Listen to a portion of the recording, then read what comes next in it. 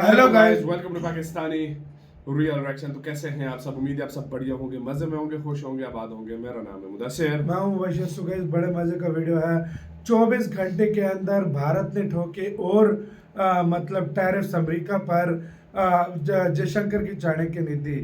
America कह रहा था मैं ठोकूंगा ठोकूंगा, भारत टैरिफ पे टैरिफ ठोकता जा रहा है। मतलब अमेरिका बोल रहा है, मतलब भारत ने वो नहीं कहा कि डर के रहना है। भारत ने बोला चढ़ के बोलो, खुद अगला सेट हो जाएगा।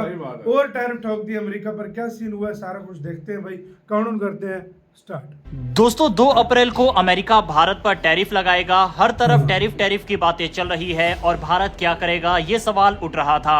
काफी सारे कमेंट्स आ रहे थे कि भारत चुपचाप अमेरिका की सुनता रहेगा, लेकिन दोस्तों भारत ने इस बार कोई डिप्लोमेटिक मूव ना चलते हुए सीधे एक बड़ा एक्शन लिया है। और भारत की तरफ से जिस रिप्लाई का इंतजार कई सारे हमारे व्यूवर्स कर रहे थे, अब भारत ने वह रिप्लाई दे दिया है। जी हाँ, कभी अमेरिका टैरिफ लगा रहा है, कभी कनाडा तो कभी चीन। इस बार भारत ने बड़ा टैरिफ लगाने का फैसला किया है। दरअसल दुनिया भर में ग्लोबल स्टील मार्केट में भारी उथल पुथल चल रही है। अमेरिका से लेकर यूरोप तक कई देश अपने घरेलू उद्योगों को बचाने के लिए स्टील और अन्य उत्पादों पर टैरिफ लगा रहे हैं। इसी कड़ी में भारत ने भी 12% का टैरिफ लगाने का फैसला किया है, ताकि देश की स्टील इंडस्ट्री को सस्ते इंपोर्ट से बचाया जा सके।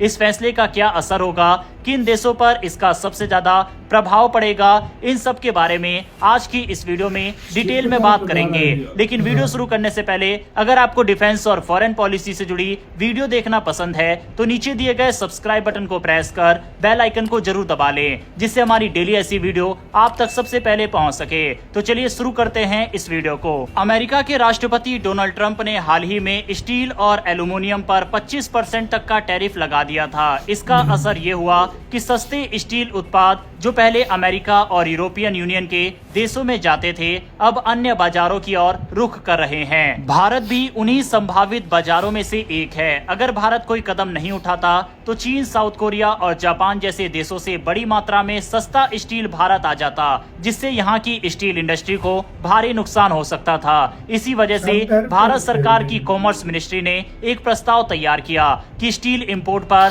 12% टैरिफ लगाया जाए, ताकि देश के मैन्युफैक्चरर्स को बचाया जा सके। अब सवाल ये उठता है कि आखिर भारत में स्टील का इंपोर्ट इतनी तेजी से क्यों बढ़ रहा है। आइए कुछ आंकड़ों को नजर डालते हैं। 2021-22 में भारत ने लगभग 2.3 million metric tonne steel import किया। 2022-23 में यह आंकड़ा बढ़कर 3.5 मिलियन मैट्रिक टन हो गया। 2023-24 में यानी महज 2 साल में ये 5 मिलियन मैट्रिक टन से भी ज्यादा हो गया। यानी भारत में स्टील इंपोर्ट सिर्फ 2 साल में 2 गुना हो गया।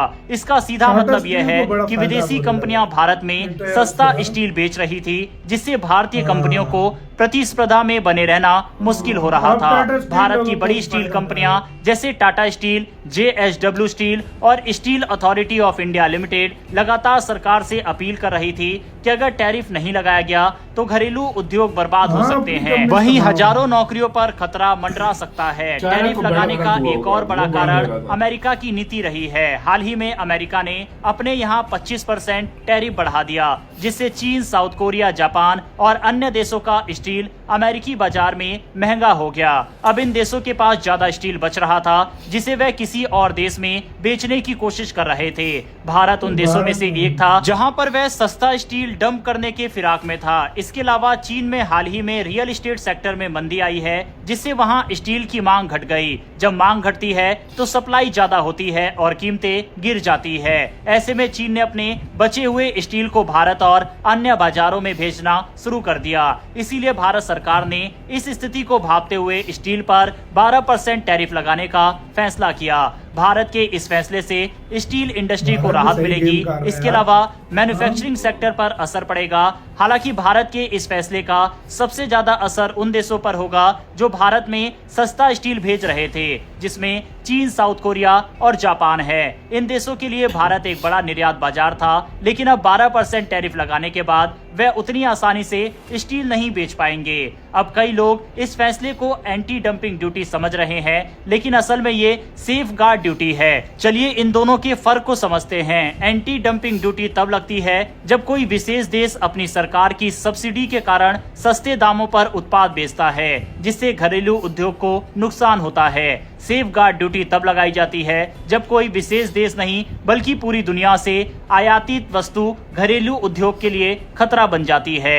यहाँ भारत ने किसी एक देश को निशाना नहीं बनाया, बल्कि सभी देशों से आने वाले स्टील पर 12% टैरिफ लगाया है। फिलहाल ये टैरिफ 200 दिनों के लिए लगाया गया है, यानी लगभग 6 से 7 महीने तक ये लागू रहेगा। लेकिन अगर सरकार को लगेगा कि घरेलू उद्योग अभी भी संकट में है, तो इसे और बढ़ाया जा सकता है।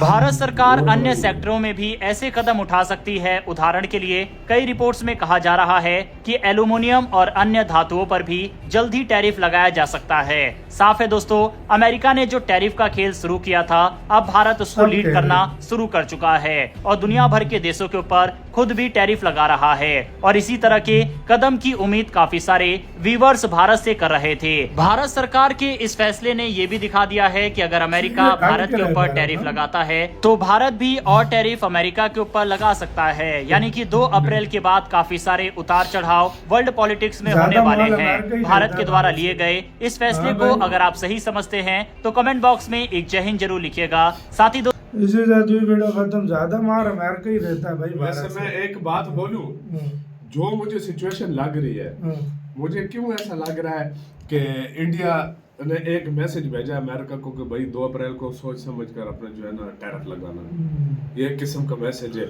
ये जो बढ़ाया है ना रेट यार, वैसे मैं टैरिफ लगाया, हाँ, भारत पे इस तरह की पॉलिटिक्स सूट करती है। बिल्कुल सूट करती है। पिछले दिनों मुझे लगा था कि भारत थोड़ा सा दबाव में है। हाँ। मतलब अमेरिका के ट्रम्प के थोड़े दबाव में है, ऐसा फील हो रहा था। क्योंकि कुछ जगहों पे अमेरिका की काफी मांगे इस तरह भारत मान रहा था। मैंने कहा भारत को यार क्या हो गया, भारत तो कभी इस तरह मतलब नहीं करता। लेकिन भारत फौरन बदला। भारत ने कहा यार ये वाली पॉलिटिक्स हमसे नहीं होती कि किसी के नीचे दाब के रहने की। असल में हम अपनी पॉलिटिक्स भारत शुरू में मान भी गया था, लेकिन फिर उधर से टिप्पणियां ऐसी आई ना, भारत ने कहा अब मैं तुम्हें भारत कहता अब तुम्हें मैं बताऊंगा कि पावर किसको बोलते हैं और टैरिफ किसको बोलते हैं। 12% टैरिफ लगा दिया पूरी दुनिया पे, कि मतलब आप इधर अगर इंपोर्ट करोगे 12% टैरिफ दोगे आपका उसका। और ये अच्छा भी है, जो इंडिया के अपने देश की स्टील कंपनियां उनको फायदा होगा। और बाकी और भी टैरिफ लगा रहे हैं, और भी टैरिफ और चीजों पे, एल्युमिनियम पे और चीजों पे लगा रहा है। और ये 6 महीने के लिए लगाया। इंडिया देखेगा कि मतलब आगे क्या सिचुएशन है मार्केट की, इंडिया और भी लगा सकता है, इसको और भी बढ़ा सकता है। मेरी नजर में इंडिया ने एक किस्म का पूरी दुनिया को मैसेज दे दिया है। इसको कहते हैं सुपर पावर वाला व्यवहार करना। बिल्कुल बिल्कुल सही बोला। असली सुपर पावर बोलते हैं। यार मुझे एक बात बताओ, 2 तारीख को अगर ट्रम्प लगाता है, चाइना पे भी टैरिफ लगा देता है, इंडिया पे भी लगा देता है, दूसरे देशों पे, अमेरिका में जाएगा क्या? पहले ये बताओ भाई, सब्र करो, उसको पता लगेगा। पहले लोग बहुत पावर के नशे में। आपको कैसे कह रहा है, अपनी राय बताना, अपना बहुत ज्यादा